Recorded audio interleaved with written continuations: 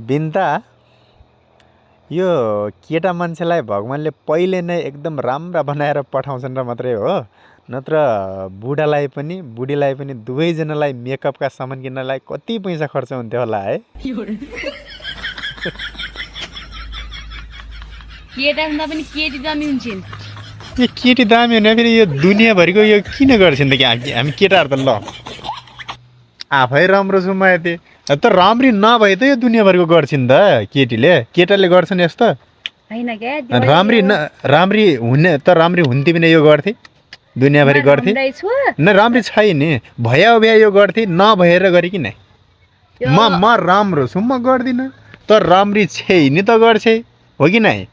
त्यो मैले अब अल्ता कहाँ दामी देख्छु नै हो त्यही त मतलब त जति दामी छ त्यहाँ म खुसी छैन पनि जुन दामी देख्यौ नि दामी म भन्दा दामी भए भए यो दुनियाँभरि किन तपाईँ पनि दामी छु तर त्यहाँ पनि दामी म भन्दा दामी हुन्थे भने त यो सब गर्दै गर्दैन थिए म भन्दा दामी छैन त्यही भएर त यो गर्छ है त केटी राम्री हुन्छ नि केटा भन्दा पनि केटी राम्री हुन्छन् त्यहाँदेखि मुख त्यत्तिकै केटा मान्छे कतै जाँदाखेरि मुख धुन्छन् केटी मान्छे कतैबाट आएर किनकि त्यो आएर मुख धुन्छन् कि त्यो सबै पहाल्नु पर्यो ल अहिले म हेरेर ल बिन्ता बजार जा भनेर त सलक्क पुरै मुख धोएर केही पनि नलाएर बजार जाने हिम्मत छ तेरो बजार जान सक्छ मुख धोइकन केही नलाए बजार जान सक्छ कुरा हो कि होइन गाइज सबैजनाले